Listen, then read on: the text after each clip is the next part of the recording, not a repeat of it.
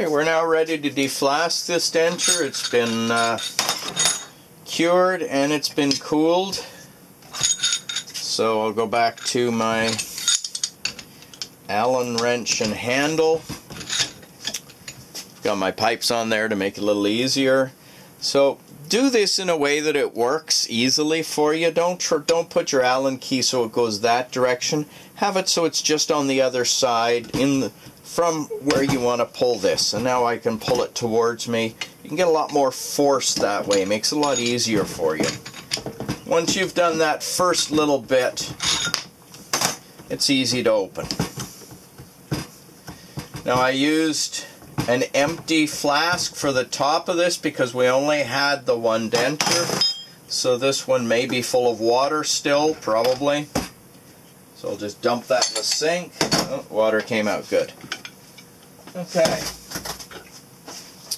Now, to deflask our denture,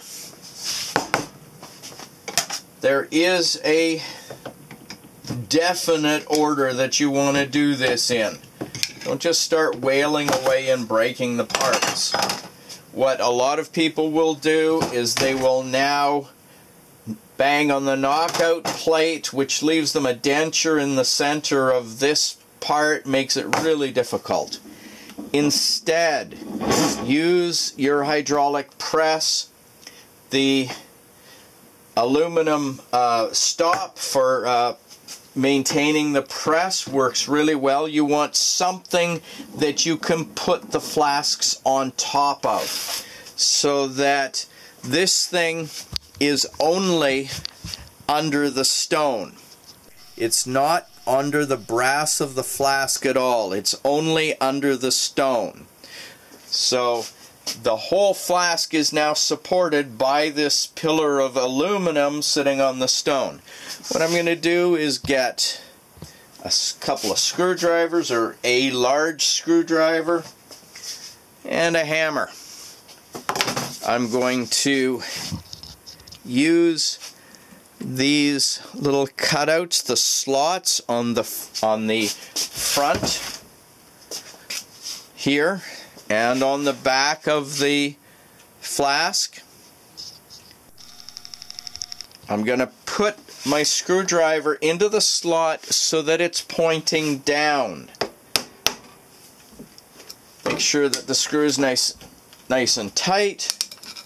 And I'm just going to tap this, and it just falls right off.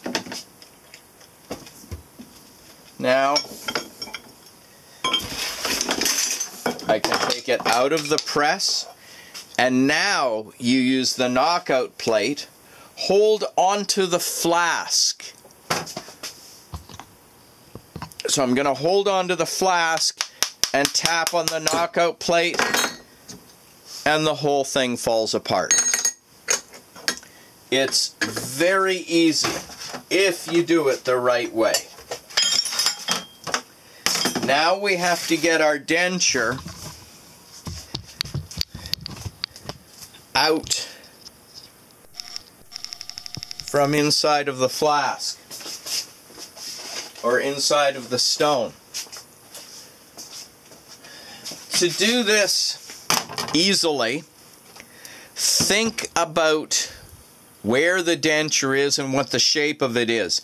This side has the circle from the knockout plate, so this is the bottom.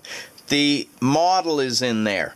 The model is square across the back and goes like that. The teeth are on this side and the teeth are around here. That means that this part of the stone is very thick. This part is thick, but the part here over the teeth is thin, so it's weak. On the other side, it's very thin over the model here, very thick here, so where that joint is there, around the edge of the model, it's very weak. What we want to do is break this where it's weak. We get to see students each year take their plaster nippers and kind of nibble away at the stone for a long time. Okay? Don't do that. Think about where your model is. Put your nippers around the corner, like that, approximately where the edge of the model is, and then squeeze. It will break along the natural fracture line created by the thin part where the model is and the thick part where the side of the flasking stone is. Okay? The only thing, do not start in the center. Don't ever try to break the stone right down the middle like that. So I can go around the outside. Use the shape of the model. The shape of the model makes it weak. Makes the flasking stone weak. And so I can just pull that off and the part that's under the model. Now, it's very easy to take it off around the teeth. In fact, already has broken a lot of it. By using the silicone as my second stage, it makes it so that it just comes off like that. And now I can just lift off my silicone.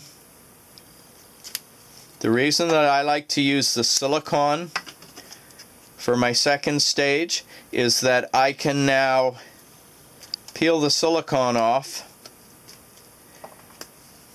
and I still have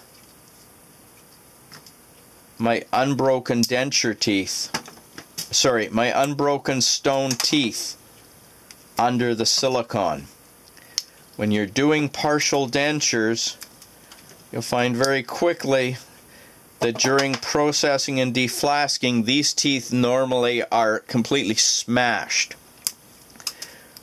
By using the silicone there, they're not broken, so that I can now take this model and use this model to grind in my bite. I don't have to mount a second model. I don't have to fit the denture to a second model before I can grind in the bite. Just like with a denture, I can now take this and grind in the bite before I take it off of the model. Okay, and that is the case deflasked and ready for the bite to be ground in and then trimmed.